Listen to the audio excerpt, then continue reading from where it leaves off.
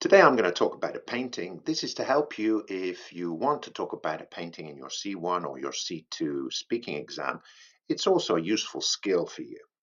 Now, here I'm going to choose a painting that's in the Royal Maritime Museum in London.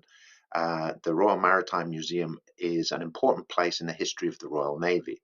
Um, Now it's a museum. It's a museum that's got many interesting things, including models of boats, temporary exhibitions of things to do with the sea, and many historical things. And this painting is part of its historic collection.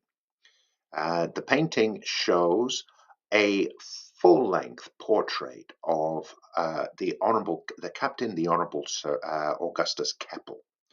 Now, I don't expect you to know the person, and in fact, I'm not really familiar with his biography. But I was drawn to this painting because of a number of things. It has a great deal of movement in it.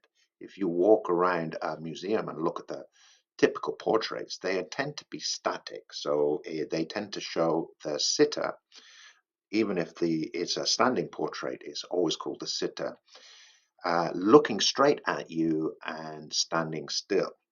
Whereas in this painting, you can see Augustus Keppel appears to be striding out of the picture towards you. He's indicating with his right hand out to his right and looking in that direction.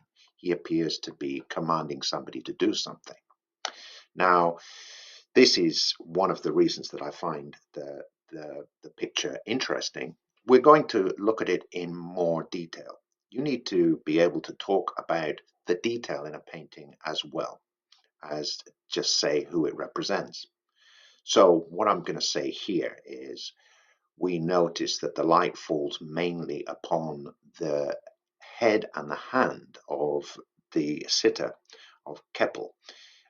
He's thrown into relief by a stormy sky at the back with shades of pink that suggest there is a storm there. There is a rock adding a dark contrast to the outstretched hand on the left. If we look at the sea on the right, we can see a detail of a shipwreck, which might refer to something in Keppel's life.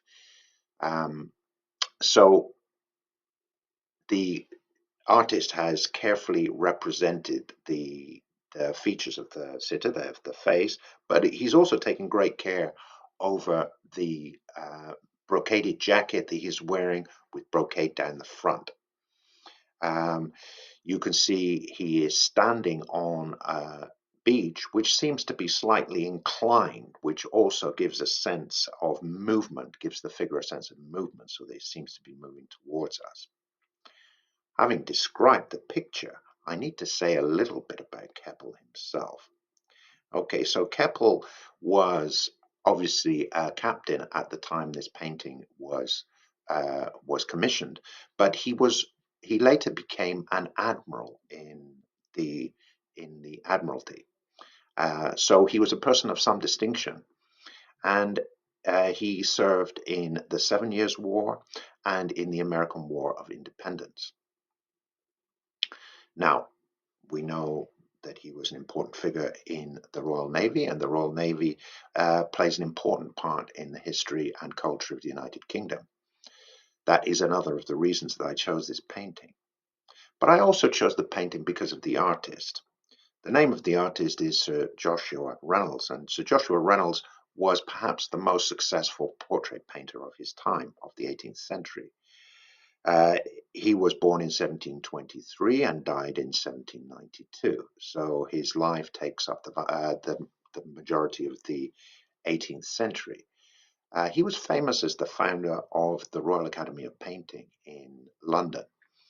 Um, and he had a specific theory about art. Here he is in a painting where his pose seems to be imitating a pose of Rembrandt in one of his famous paintings, and you can see a bust of Michelangelo at his side. So Joshua Reynolds had a great respect for the old masters and purported to be uh, continuing the old master style. In the portrait of Keppel, we notice that there is a kind of combination of pinks and blues, which is heavily reminiscent of Venetian painting, for example. Not only that, in the quality of the painting, but the pose of Keppel himself, with the arm outstretched and moving forwards, is strongly reminiscent of a very, very famous sculpture called the Belvedere Apollo. This is a statue that is in Rome. Now, um, Sir Joshua Reynolds would not have been able to look at this statue himself, but it was very well known from engravings and mezzotint. So you can see a mezzotint here, and if we turn the mezzotint around on its axis, you can see that the pose, whilst not identical to the pose of Keppel, is certainly in some senses similar. And there seems to be no doubt that Sir Joshua Reynolds was intending his cultivated and educated clientele to recognize this. Personal response. It's important to say why you choose a particular work of art to talk about. What is it that attracts me to the portrait of Keppel? There are two things. One is that I like history. I like 18th century. I even like reading those old novels about 18th century uh, adventures at sea. The other is Joshua Reynolds as a figure. I don't actually like him that much as a painter, but I think he's very interesting because of his position in that point of British painting in a transition into the 19th century. So there you go. Uh, I like history. I like studying old things. So I choose an old portrait. Perhaps you would choose something different, but you have to find something to say about it.